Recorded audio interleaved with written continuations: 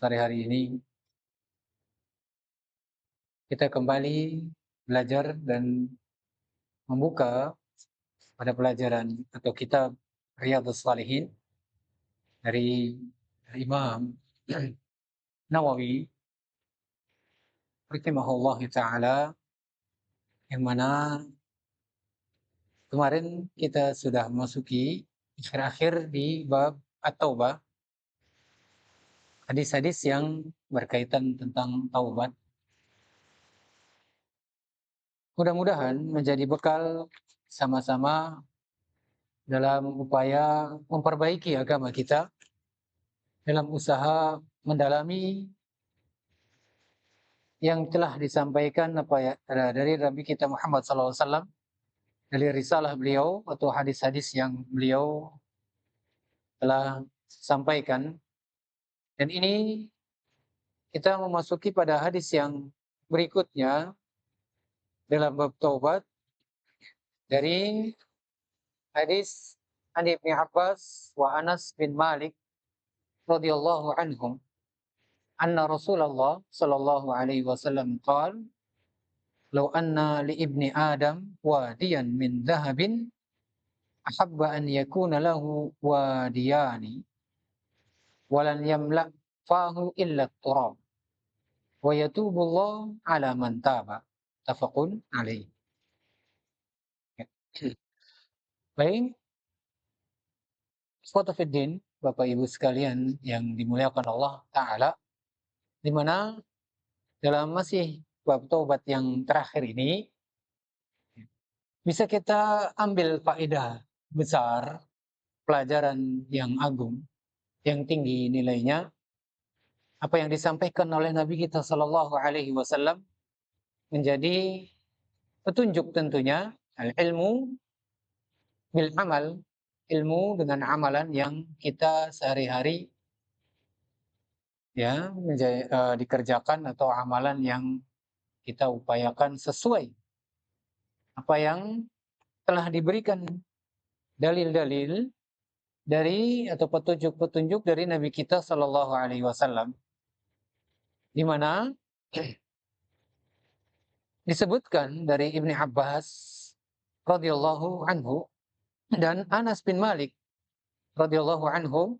Tentunya ini para sahabat yang meriwayatkan hadis yang sangat sahih sekali, diriwayatkan oleh Imam Bukhari dan Imam Muslim, yaitu bahwasanya Rasulullah Shallallahu Alaihi Wasallam bersabda, "Lau anna li ibni Adam," kalau seandainya anak Adam ya memiliki wadian min dahabin, ya, dia memiliki satu lembah isinya emas, ya, ahabba ayyakuna lahu wadiyah, maka dia akan lebih suka untuk menjadi ya dua lembah emas baginya. Ini anak Adam seperti itu gambarannya yang dijelaskan dalam hadis ini. Artinya apa? Manusia kita ini adalah keturunan Ibni Adam, ya. Semua menyukai tentang emas, ya. Ini digambarkan di contohnya dalam hadis ini tentang emas. Lagi ibu-ibu insya Allah sangat suka sekali dengan emas-emas, ya. Bukan emas orang, ya, emas asli maksudnya, ya. Apalagi emas berapa? 24 karat. Yang bagus itu berapa? Berapa karat emas yang karatnya yang tinggi itu berapa? Emas yang 24. Iya. Kalau emas-emas karatan nantinya ya, beda. Kalau ini emas asli gitu. Dan itu gambaran Rasulullah, contohnya dengan emas, bayangkan. Bukan dengan kendaraan, misalnya dengan rumah mewah. Dan inilah menjadi keumuman atau secara umum manusia itu ya suka dengan emas begitu. Itu umum sekali. Jadi makanya disebutkan apalagi ibu-ibu kan, apalagi perempuan. Mesti ya, yang namanya emas ini udah rame aja lah ya. Udah penuh orang kalau punya duit mikirnya, wah, beli emas tentunya. Ya, itu kalau sudah dikasih kata Nabi, satu lembah, bayangkan lembah. Lembah ini ukuran berapa? Nggak kecil, nggak sedikit. Ini dia akan cari lagi menjadi 2 lembah emas. Subhanallah ya. Itu anak Adam modelnya seperti itu. Nah, dan ini umum tentunya kita pun sama ya, sama. Hadis Nabi SAW ini menerangkan secara manusiawi, fitrah kita semua sulit untuk kita tolak tentunya. Ya, bayangkan kalau kita bergelimang harta atau kemudahan yang Allah berikan dari harta, tentunya ini nikmat yang besar. Jadi seseorang tidak boleh, artinya eh, hukum dasar, walaupun kita bahas sering tentang harta, tentang dunia, itu adalah sesuatu yang sesuatu yang fana, sesuatu yang tidak kekal, sesuatu yang eh, rendah.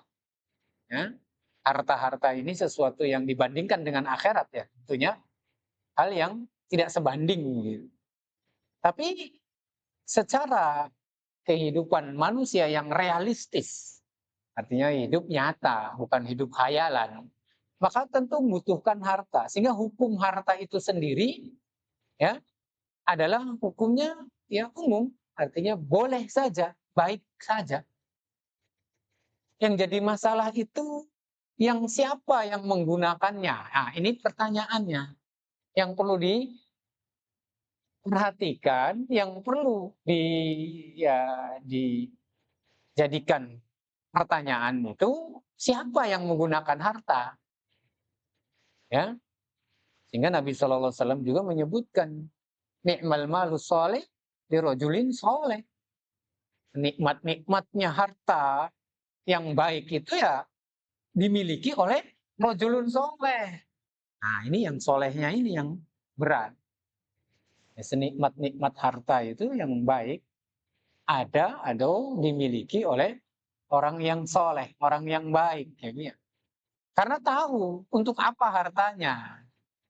Karena orang soleh paham tanggung jawab terhadap hartanya. Min aina malika wa fi min aina min aina ihtasabahu, dari mana dia mendapatkannya, wa fima anfaqahu, dan dia akan mengetahui untuk apa diinfakkan dari hartanya. Nah, ini paham tentang kaidah bagaimana harta itu menjadi sebuah tanggung jawab bagi orang-orang yang soleh. Jadi kita tidak boleh juga mencela harta atau zatnya. Zat harta ini adalah sesuatu yang boleh saja. Ya, tidak boleh seseorang membenci emas, gitu nggak bisa. Tidak boleh menjadi sebuah alasan, tidak ada alasan untuk membenci harta tadi. Itu hukum secara dasar. Sehingga Nabi menyebutkan ya, bagi ada orang anak Adam ini atau orang-orang secara umum itu, walaupun sudah punya 1 lembah emas, dia akan pengen tambah lagi ya 2 lembah emas. Walan yamla fahu illa turab. Nah, ini yang dipahami, sehingga tidaklah dia akan berhenti ya sampai kecuali sampai masuk, yaitu turab, debu atau tanah di dalam mulutnya. Dia sudah mati ya.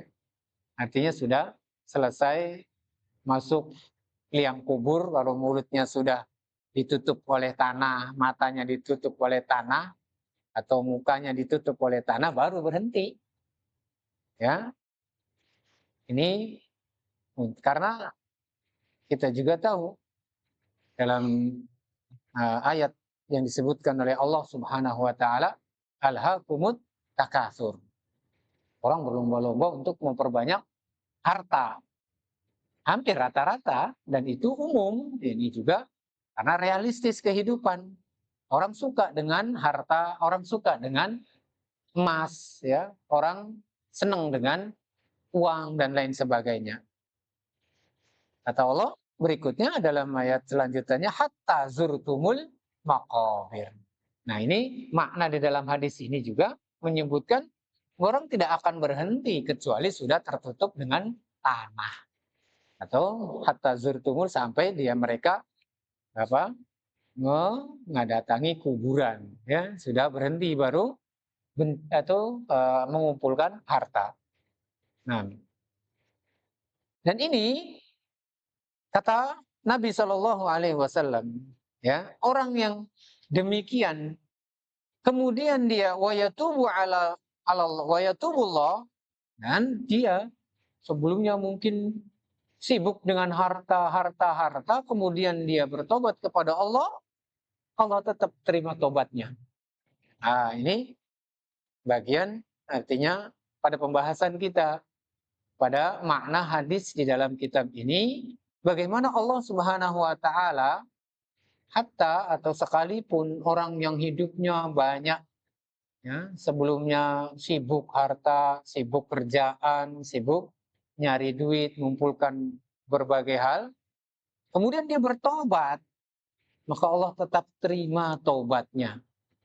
Sehingga ini merupakan ketentuan yang begitu kasih sayang Allah Subhanahu wa taala besar sekali.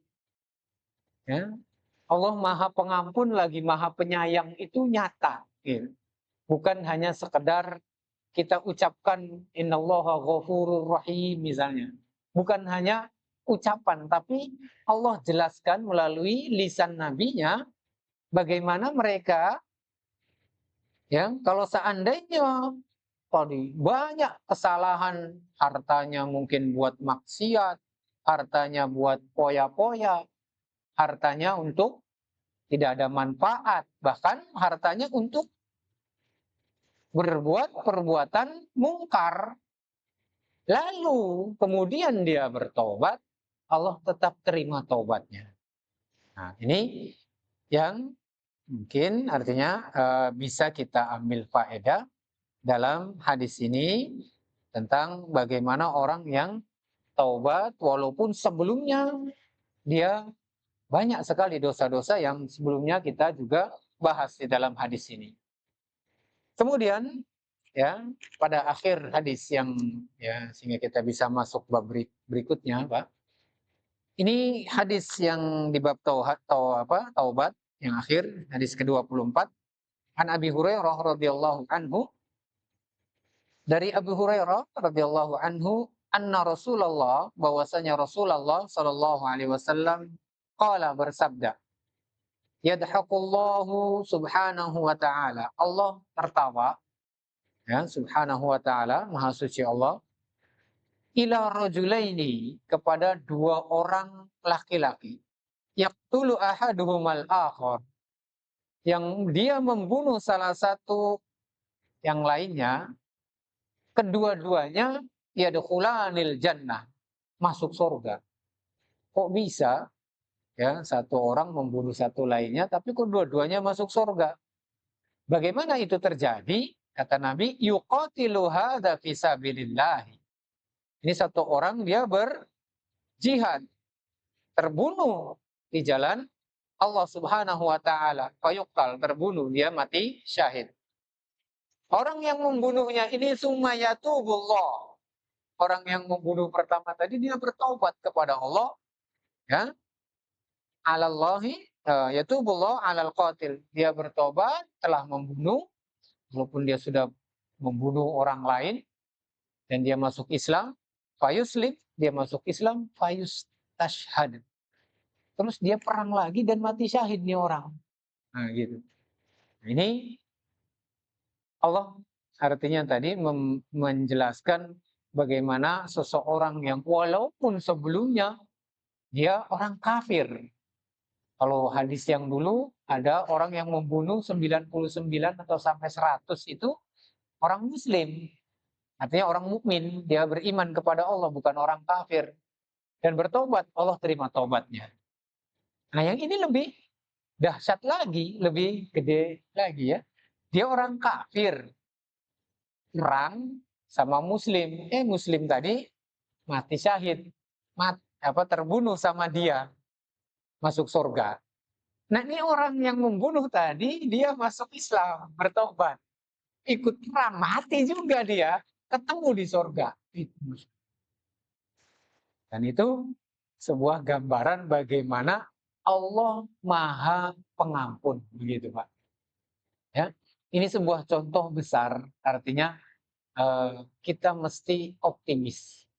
Jadi mesti kita punya rasa keyakinan dalam tauhid kita, Allah mengampuni kita. Jangan sampai kata Nabi SAW dalam kitab tauhid, ya, dalam kitab Syarah Syekh Saleh Fauzan sebutkan, itu ada orang yang berkata, Rabbi firli, Allahumma firli in syi'ta. Ya Allah ampuni saya jika engkau mau.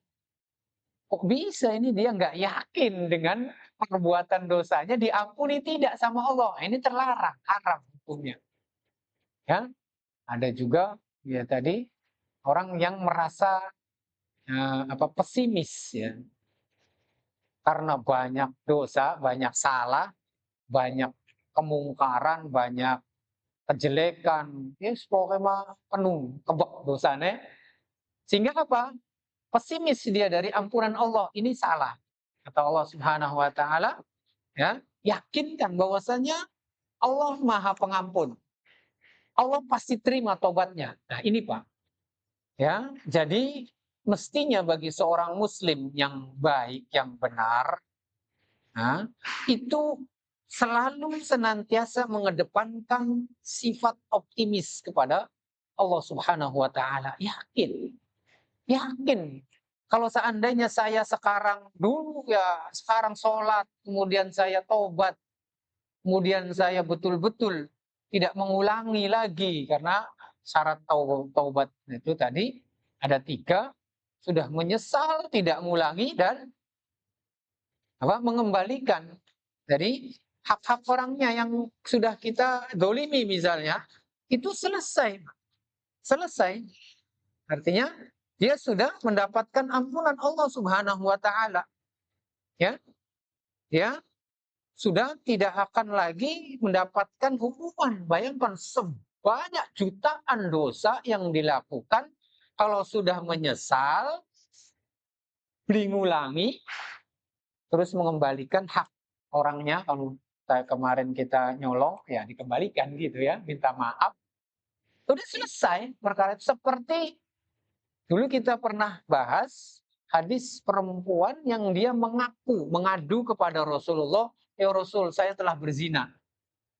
Ya, atau ada salah satu sahabat, Ma'is, ya, dia mengadu kepada Rasulullah, ya Rasul, saya telah berbuat zina. Ini ada 2 orang yang mengadu kepada Rasulullah, perempuan, satu beda ya. Dia telah berzina dan dia hamil. Dia ingin dirajam. Bayangkan Pak, ada perempuan yang luar biasa dengan tobatnya di situ maksudnya. Itu resikonya mati kalau dirajam. Sehingga Umar pun bertanya, kan, ketika Rasulullah setelah dia dirajam, kemudian mensulatinya. Ini orang perempuan tadi setelah berbuat zina, kemudian anaknya lahirkan dan kembali dia dirajam, Rasulullah mensolati dia. Itu kata Umar, kok Rasulullah engkau solati ini orang pezina tadi? Kata Rasulullah, kalau seandainya ada orang kumpul dia 60 orang, ya, dan dia melakukan kebaikan, ini perempuan tadi itu lebih baik tobatnya daripada orang tadi, dari 60 orang tadi. Karena dia datang kepada Allah merelakan nyawanya untuk bertobat. Ini nggak ada. Zaman sekarang sudah nggak ada. Beli ketemu ya, sembuh. Keimanan yang subhanallah didapatkan yang luar biasa. Itu tobatnya seorang perempuan. Nah ini, dan itu juga menjadi kaidah, kalau pernah masa lalu sudah berbuat zina atau berbuat dosa, berbuat salah, jangan diungkit lagi. Bagi seorang muslim itu, apapun kesalahan atau aib yang terdahulu sudah tutup rapat-rapat, jangan dicerita-ceritakan. Karena kalau diceritakan dosanya, Allah tidak ampuni. Ya, innallaha la yaghfirul mujahirin. Allah tidak akan mengampuni orang yang menampak-nampakkan dosanya dia, kejelekannya dipamer-pamerkan. Nah, ini Allah tidak ampuni. Sehingga tutup sudah. Dulu sudah selesai. Walaupun dulu berbuat jahatnya kayak apa, bertobat kepada Allah, Allah terima. Ya. Ini pembunuh, ini orang kafir apa yang taubat di hadis terakhir ini, pembunuhan yang luar biasa. Membunuh orang muslim itu dosanya sangat besar sekali. Kemudian dia masuk Islam dan dia pun terbunuh ketika perang dan dua-duanya masuk surga. Ini gambaran taubat yang bisa kita ambil pelajaran, bisa kita ambil intisari yang begitu penting.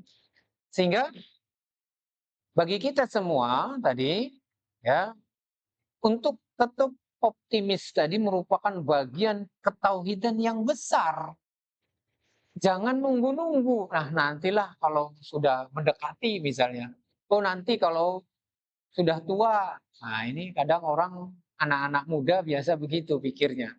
Oh, nanti aja kalau sudah sudah kaya, sudah selesai dari perantauan misalnya. Kalau sudah habis TKW atau habis merantau ya, pulang baru tobat. Kan ada begitu ya. Nah, ini jangan seketika atau segera mungkin karena kita tidak tahu, Pak. Wallahu a'lam. Dan saya kemarin itu ya tadi, subhanallah, ya, hari Ahad itu pulang ke rumah, dikabarkan seusia saya, teman SD, teman akrab, Allah yarham, dikabarkan pun tadi meninggal di sawah. Jungkel di sawah, entah apa, habis nyemprot katanya, meninggal. Nah ini subhanallah, kita nggak nyangka orang kemarinnya masih ngobrol, kemarinnya masih bareng. Besoknya sudah nggak ada, tinggal nunggu giliran, kapan kita, gitu loh. Siapa yang menjamin kita ini masih hidup? Wallahu a'lam. Sehingga tidak layak kita ini atau pesimis, kita tidak merasa bahwasanya Allah tidak menerima tobat kita, itu jangan. Pesimis artinya harus optimis. Kehidupan seorang muslim itu, ya, Allah pasti ampuni dosa-dosa kita. Itu pelajarannya yang penting. Allah pasti hapuskan dosa-dosa kita. Allah masukkan kita ini sebagai orang muslim mukmin ke dalam surganya. Itu yakin. Ini pelajaran yang ketauhidan yang sangat besar sekali dampaknya. Ya, optimis seperti ya tadi. Kalau kita belajar sesuatu, ini walaupun ya tadi ya, musola yang sepi misalnya, musola yang ya Pak ya, yang biasa saja gitu kan, mungkin sedikit sekali yang jamaah kajian, ya mungkin yang bagi yang ini DKM ini ya, DKM musola, jangan pesimis, optimis, ya, optimis. Hatta apapun yang ini menjadi ketentuan Allah, apalagi kebaikan. Orang yang berbuat jahat aja optimis, harus optimis diampuni dosanya. Lah kita ini berbuat kebaikan. Nah, harusnya lebih optimis. Ini juga saya ajarkan. Hatta mau pesantren yang di tengah sawah, yang makanannya cuma tempe tahu, Pak. Kalau Allah, kita yakin tauhid kita kepada Allah Subhanahu wa taala, hasilnya melebihi pesantren hebat, pesantren mewah. Banyak pesantren mewah yang hasilnya belum tentu. Pulang-pulang malah belegedut ya. Wallahu a'lam. Karena kita optimis tadi bukan perkara apa? Fasilitas. Optimis itu adalah perkara tauhid kita kepada Allah. Keyakinannya kita sejauh mana kepada Allah. Ya, kalau seandainya kita optimis, oh saya satu demi satu hadis saya pelajari, kemudian itu membawa saya menuju kebaikan, itu lebih baik daripada pengajian kemana-mana. Bahkan pengajiannya pusat-pusat hebat, hasilnya nggak ada. Nah ini yang gimana ini? Tadi, semua ini ketauhidan mereka. Berkat keyakinan kita kepada Allah, selama itu apa yang sesuai dengan Allah tetapkan sebagai hukum, karena keyakinan itulah yang akan Allah berikan, ya, wa nuyassiruhu lil in apa dalilnya, Allah mudahkan kepada sesuatu yang jalan mudah, Allah mudahkan. Kullu muyassirin lima khuliqa. Setiap kemudahan itu Allah akan, ya, janjikan, Allah berikan. Bukan karena kitanya, mentang-mentang kita ini orang apa, punya kekayaan, punya kedudukan, punya jabatan, kemudian wah pasti ini kita yang lebih hebat. Belum tentu. Belum tentu, ya. Sehingga tadi optimis itu adalah tauhid. Dan ini bagian yang menjadi pelajaran penting. Kami pun saya pribadi mengajar pesantren, bagaimana mendidik mereka ini, hatta pesantren yang belum terkenal, tapi bisa mengantarkan nanti kalian ke Madinah sana, belajar dengan para masyayikh. Bisa, sangat bisa. Tidak perlu, ya, sesuatu yang harus dengan fasilitas AC, dengan kasur empuk. Karena saya lihat sendiri dan nyata, ketemu sama teman-teman dari mana antum? Dari Flores. Wih, lebih pedalaman lagi. Kok bisa ada di luar negeri, bisa lulus Madinah? Bisa dari mana? Dari pesantren yang ada di sana tuh, di Makassar sana atau di mana? Kok bisa ada di Mesir, Pak? Kok bisa ada di Yaman? Pesantrennya di dalam pedalaman, lebih dalam lagi Indramayu. Bisa mengantarkan santrinya ke yang lebih hebat. Bisa. Bisa. Tinggal pula kitanya keyakinan kepada Allah. Kalau itu yang terpenting, optimis sejauh mana tauhid kita tertanam bahwasanya Allah yang mengatur dari kehendaknya. Apalagi kita berbuat kebaikan, optimis. Musola ini akan besar kalau Allah besarkan. Musola ini akan bagus. Allah akan menilai dengan segala nilai yang baik. Musola ini akan menjadi suatu saat, Allah alam, generasi ke berikutnya mungkin menjadi sumber-sumber kebaikan. Ya, kita lihat bagaimana ada musola yang di Jogja atau di Bandung, masjid yang bisa memberikan, masya Allah, ya, gratis makan seluruh orang yang datang, ya, memberikan manfaat besar kepada seluruh masyarakat di sekitarnya. Allah alam, ini menjadi optimis bagi orang bertauhid. Suatu saat kelak nanti, ini yang kita akan dapatkan. Sehingga perlu terbangun ketauhidan yang benar. Kalau ngajinya tidak dibangun dengan tauhid, ya sulit nantinya.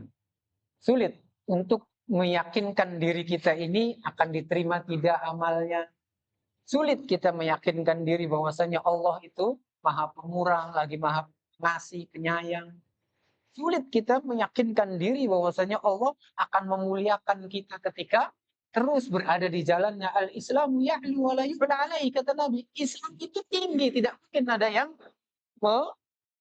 mengalahkannya. Mengalahkan Islam itu nggak ada, nggak ada. Atau mungkin ada orang benci Islam, ada benci agama, ada benci ini, nggak akan menang mereka tuh.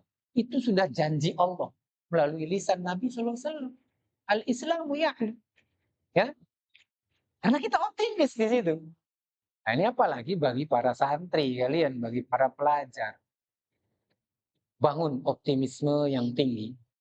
Karena tidak ada kesalahan itu yang membuat tadi orang akan menjadi putus asa atau menjadi hancur hidupnya atau menjadi rendah. Nggak ada dalam pelajaran kita, nggak ada. Orang berbuat salah, ya silahkan tengok sahabat siapa yang nggak pernah membuat salah. Sahabat Khalid bin Walid, salahnya kayak apa? Hah? Sahabat siapa yang nggak ada kesalahannya? Jika dia masuk Islam, dia kenal Islam, dia bertauhid kepada Allah, lihat bagaimana hasilnya. Seperti itu. Ya, seperti itulah. Ya, hukum yang semestinya kita ini berjalan sesuai dengan bahwa super yang luar biasa harus ya terbangun husnuzon kepada Allah Subhanahu wa taala. Nah, mudah-mudahan ini yang menjadi hadis ke-24 pada bab taubat. Baik, kita akan lanjut bab sabar. Sabar. Wah, ini dahsyat lagi nih ya. Mudah-mudahan ini yang bagian tentunya kenapa didahulukan. Imam Nawawi juga memberikan tentunya statement yang luar biasa buat kita. Pelajaran yang besar, Pak. Ya. Karena bab sabar ini ya, adalah pasti memiliki rangkaian yang sangat kuat dalam hidup. Ya, punya ikatan yang dekat sekali dengan kehidupan kita. Sehingga mesti kita ini menghadirkan sifat sabar. Atau kita bisa bedah dengan sesama, dengan baik, pelajari, mudah-mudahan menjadi bekal kita dalam kehidupan. Sehingga jelas dalam hidup seorang muslim itu terang benderang. Permasalahan apapun, jawabannya ada di dalam Al-Quran dan hadis Nabi SAW. Ya, masalah apa saja, masalah baik itu masalah pribadi atau masalah sosial, masalah kerjaan atau masalah ya keturunan, keluarga, anak, ada jawaban yang begitu jelas dan gamblang di dalam din kita, di dalam agama kita, asal mau belajar. Nah, ini yang menjadi kata kuncinya. Baik, kita masuk bab sabar. Kalau Allah Ta'ala dibuka oleh beliau, Imam Nawawi menyebutkan beberapa dalil-dalil sumber. Ini kaidah kode etik bagi seorang bagi seorang muslim mesti membahas sesuatu itu harus bersumber dari Al-Quran dan Sunnah. Ya, apapun yang kita akan pelajari, kita harus mempertanyakan sumber, dari mana sumbernya. Ya, kalau seseorang membuat sebuah pernyataan, seseorang siapapun ya, mau kita ini sebagai tholibul ilmi, penuntut ilmu, atau masyarakat biasa, atau pekerja karyawan, atau bahkan para ustadz, para kiai dan lain sebagainya, ya tidak boleh serta-merta membuat sebuah statement, ungkapan atau pernyataan, ya hal apapun kecuali harus ada sumbernya. Ini kode etiknya begitu, Pak. Ya, kalau kita berbicara sabar, apa itu sabar? Ya, yang menurut sumber yang betul-betul Allah terangkan tentunya. Ini sumber yang sangat valid sekali. Kata Allah Subhanahu wa taala, "Ya ayyuhalladzina amanu sabiru wasabiru." Wahai orang-orang yang beriman, isbiru. Bersabarlah kalian dan saling menguatkan atau menasihati kesabaran. Berarti hukumnya apa di sini? Wajib. Para ulama mewajibkan bagi seorang muslim mukmin memiliki sifat sabar. Wajib. Selesai sudah. Kalau sudah wajib selesai. Mau dikalak-kalin kayak gimana ya? Kalau ada yang ngomong, Pak, sabar. Ya wis sudah terima aja. Oh ya wis, kita yang orang terima juga sabar. Itu kan Pak. Ya. Jadi hukum dasarnya harus dipahami dulu. Kita ketipu, ya sabar. Anak musibah, sabar. Ya. Atau Anda tuh menjekini mengkainan hasilnya mengkainan. Nguruki bocah ki rame baya. Sabar. Ya, yang dua anak tentunya paham sampai di mana ya kesabaran. Ya memang itu perintah bagi orang mukmin dan itu hukumnya sabar ini wajib. Surat Ali Imran. Kemudian Allah Subhanahu wa taala juga berfirman, "Walanabluwannakum bisyai'im minal khaufi wal ju'." Nah, ini Pak, kita ini sebagai manusia Allah akan uji kalian. Dengan apa? Dengan sesuatu rasa takut, khawatir ora oleh pangan, khawatir ora oleh kerjaan, khawatir ora diterima, khawatir ora segala macam kekhawatiran rasa takut. Walju, khawatir kelaparan. Nggih. Wah, ya ora kerja, ora menggawe ya kelaparan. Nah, ini kekhawatiran manusia. Wa naqsim minal amwal, dan kekurangan dari harta-harta. Itu Allah uji, kekurangan itu Allah uji, Pak. Ini Allah jelas, Bu ya. Misalnya di sini kurang dana, ya Allah uji. Biasa aja, ya. Allah akan mendapatkan ujian-ujian yang Allah kehendaki. Ya, minal amwali wal anfusi wasamarat, ya, dari jiwa kita yang ada kekurangan, mungkin ada cacat, mungkin ada kurang ganteng, kurang cantik, kurang hebat, ya macam-macam kekurangan. Wasamarat atau hasil ya dari buah-buahan. Ini berkaitan dengan orang yang dagang, orang bisnis, orang punya harta dan lain sebagainya. Ini Allah akan uji mereka. Maka apa? Wa basyiris sabirin, kata Allah. Surat Al-Baqarah. Berilah kabar gembira bagi orang-orang yang sabar. Ini kata kuncinya ya terakhir. Kalau kita mendapatkan ya mungkin ya kerja kita kurang dihargai orang misalnya. Mungkin tadi ditipu orang. Mungkin harta atau tadi ya dituduh-tuduh macam difitnah macam orang-orang biasa aja maning kita ikai Kanjeng Nabi dalam ya wis aja doa tuh artinya jangan ngajinya jangan mentok itu Nabi segitu hebatnya segitu baiknya segitu keturunan besar ya keturunan orang Quraisy keturunan mulia Allahu Akbar ujiannya yang sekarang dipateni Abu Jahal, Abu Lahab itu jahat-jahatnya wong. Wis ampun subhanallah nyiksa Kanjeng Nabi lagi sholat di jeroan hewan ku tumplekaken ning ndase. Ya, wis pirang-pirang. Aja takon maning ujian-ujiannya. Apalagi di Serawati itu kayak biasa. Oleh bangsa Taif dakwah di Serawati. Ya kita sila kasih nyirawati ya. Alhamdulillah. Artinya apa yang menjadi keluhan? Nah, ini semua di sana Allah terangkan. Allah berikan penjelasan kalau kita bahas satu-satu. Masya Allah ini panjang ini ayat ini. Dalam tafsir bisa dipelajari tafsir Ibnu Katsir ya. Tafsir ya As-Sa'di, tafsir At-Tabari. Masya Allah luar biasa ayat Al-Quran. Luar biasa sekali Al-Quran. Ini menjawab semua permasalahan-permasalahan kita. Sehingga yang perlu kita jadikan pelajaran terpenting, ya wis bagian. Gawe pondok, pindah-pindah, ya wis ora apa-apa. Ya, gawe pondok cilik-cilikan nggak apa-apa. Musola ya, alhamdulillah ini mah udah mewah. Musola misalnya tekang musola geridik, ya tekang kayu konon nggak apa. Karena apa? Wabasyiris sabirin itu kabar gembira yang bukan ngasih kabarnya manusia, bukan Allah yang ngasih kabar. Apa kabar gembiranya? Inna ma yuwaffas sabiruna ajrahum bighairi hisab. Kata Allah dalam surat Az-Zumar. Kabar gembiranya itu adalah sesungguhnya Allah akan membalas orang-orang sabar itu tanpa hisab. Maka hitungannya Pak, nol. Nol. Is, bayang apa? Ya, ini hal yang ya wis dateng garap sengit garap ngukari garap wis kun wis maklum manusia.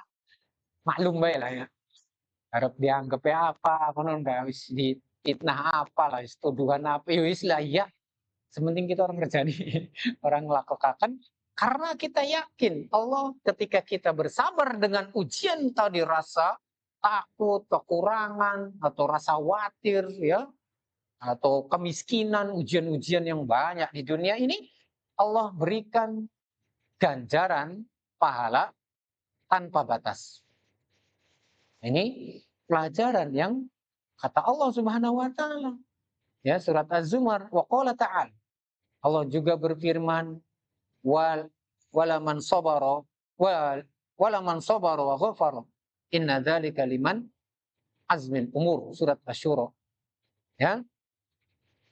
Orang yang ini mendapatkan kesabaran dan ampunan, sesungguhnya hal itu adalah yaitu perkara yang tinggi, ya, perkara yang luar biasa bagi kita sebagai orang-orang yang Waqala ta'ala ista'inu bis-sabri was-shalah. Innallaha ma'as sabirin. Ini ayat yang surat Al-Baqarah 153 ini ya ceritanya panjang ya. Sebetulnya maknanya sangat luas sekali kalau kita belajar ilmu tafsir. Ya, sehingga kata Allah Subhanahu wa taala ista'in. Mintalah kalian pertolongan kepada Allah dengan sabar dan sholat. Oh, nama nih tambahan ya, Pak ya. Kalau udah sabar ini ya sholat lah. Aja sabar ya, Pak ya. Artinya nggak sholat-sholat, sabar-sabar ya. Ini juga masalah nantinya. Ini perintah Allah Subhanahu wa taala, mintalah mintalah kepada Allah dengan kesabaran dan dirikanlah salat. Innallaha, sesungguhnya Allah bersama orang-orang yang sabar. Bersama orang-orang yang sabar. Nah, itulah yang menjadi kelebihan, keutamaan surat Al-Baqarah ayat 153. Waqala ta'ala, disebutkan lagi, ya ini Imam Nawawi menyebutkan beberapa ayat dalam pembukaan bab sabar. Wala nabluwannakum hatta na'lamal mujahidina minkum wassabirin. Kami akan uji kalian sehingga kami mengetahui siapa yang orang-orang betul-betul berjihad dari kalian dan orang-orang yang bersabar. Ya. Sehingga ini surat Muhammad ayat 31, wal ayatu fil amri bisabri baya wa bayani fadlihi katsiratun ma'rufah. Ayat-ayat yang perintah untuk bersabar itu dan penjelasan tentang keutamaannya sangat banyak sekali dan sangat terkenal, artinya sangat umum dikenal oleh kita semua. Ya, sudah.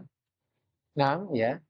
Hal ini insya Allah mudah-mudahan Al-Imam Nawawi rahimahullah ta'ala jelas ya begitu gambarannya, tapi kita tidak satu persatu dalam ayat ini menjelaskan, tapi pada intinya kewajiban kita tentang sabar dan bagaimana keutamaan sabar.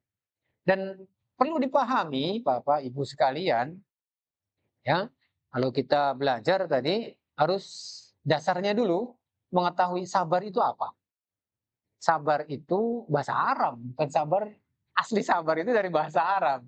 Ya, orang Indonesia memang apa kok jiplak ya. Wih sabar ya sabar. Ditakoni sabar ku apa? Keder akhirnya. Ya, ini perlu dipahami secara makna istilah atau makna syar'i. Makna secara agama yang para ulama kita, ini loh makna sabar. Jadi makna sabar itu secara bahasa menahan diri. Menahan diri. Secara ilmu agamanya, secara ilmu syar'inya, itu artinya menahan diri dari segala bentuk ya yang bisa mendatangkan kemurkaan Allah Ta'ala. Kita harus bisa tahan diri.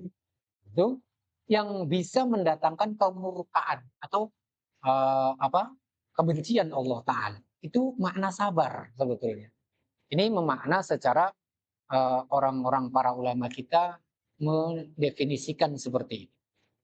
Kemudian yang perlu diketahui juga nanti pembahasan untuk bisa paham atau mudah memahami pembahasan kelanjutannya, sabar itu melahirkan ada 3 macam. Ya, ini sangat ma'ruf, artinya rukun sabar. Sabar ini ada 3 macam. Satu, sabar dalam ketaatan. Dalam ketaatan kepada Allah. Ya beli Pak, wong sholat kudu sabar beli Pak. Tetap ya, kudu sabar selang. Kerjakan sholat, saben dina. Baca Quran ya kudu sabar. Ya, atau pengajian ya pemaning kudu sabar. Atau belajar ilmu lah, belajar hadis, pesantren ya pemaning santri-santri di pesantren ya. Bocah pada ngaji kan ya kudu sabar. Itu artinya kita ini berada di dalam ketaatan kepada Allah, hidup kita ini terus berusaha mengamalkan taat, mengamalkan perintah-perintah Allah, itu sabar. Terus dalam keadaan sabar tadi, Artinya muncul, dikerjakan dan dikerjakan. Kemudian yang kedua, sabar dari maksiat, dari perbuat maksiat kepada Allah. Artinya kita menahan diri tadi, sabar dengan arti menahan diri kita dari perbuatan maksiat kepada Allah. Nah, begitu maknanya. Ya, itu jangan sampai kita kerjakan atau terjerumus, jangan sampai kita tergoda ya sehingga masuk ke dalam maksiat kepada Allah. Ya, ini butuh kesabaran juga. Butuh kesabaran menahan godaan. Ayo, mana aja? Apa inung-inungan misalnya atau judi atau yang lainnya. Harus sabar menahan godaan-godaan ajakan tadi. Ya. Ini banyak yang perlu dipahami. Apalagi ya sabar dalam dakwah. Ini yang ketaatannya dalam dakwah. Sabar misalnya dari maksiat ini ada tadi ada orang yang ngajak misalnya ngajak nipu atau ngajak bohong ya atau ngajak ya segala sesuatu yang mendatangkan murka Allah. Ini kita harus dihadapi dengan kesabaran dengan menjauhinya. Dengan menjauhinya. Kemudian sabar yang ketiga adalah sabar atas takdir Allah. Sabar ketentuan takdir qada Allah itu Allah menakdirannya apa kepada kita itu. Takdirnya kita ini uripe aja jadi petani Pak. Ya sabar. Urip kula niki dadi apa? Misalnya dadi wong sugih, ya sabar. Enak. Ya sing akeh-akeh sabar wong sugih. Sing keder ya melarat. Sabar dalam kemelaratan. Oh ya wajar ya Ustaz. Nah, beda maning ya. Nah, itu artinya perlu kesabaran atas takdir Allah. Ini yang ketiga. Takdir Allah bisa jadi tadi sesuatu yang kita kita harapkan atau yang kita tidak harapkan tentunya. Itu harus sabar. Ya. Yang sudah kita harapkan misalnya hidupnya kita pengen dua motor. Terus dikasih sama Allah. Ya harus sabar itu mau pengen di motor, tanggung jawab itu. Aja sampai motornya digunakan kanggo jabret, kanggo begal, kanggo tempat arah-arah tempat-tempat maksiat. Wah, ya wis, tempat pelacuran. Ya berarti orang ini tidak menahan diri dari ya tadi. Dan kita dikasih apapun yang Allah Subhanahu wa taala tentukan. Itulah takdirnya kita, maka harus memiliki kesabaran. Apalagi takdir Allah yang tentunya kita tidak inginkan. Nah, itu juga ya pastinya ini butuh ekstra ya. Butuh tingkat. Jadi nanti ada tingkat-tingkat kesabaran. Beda-beda.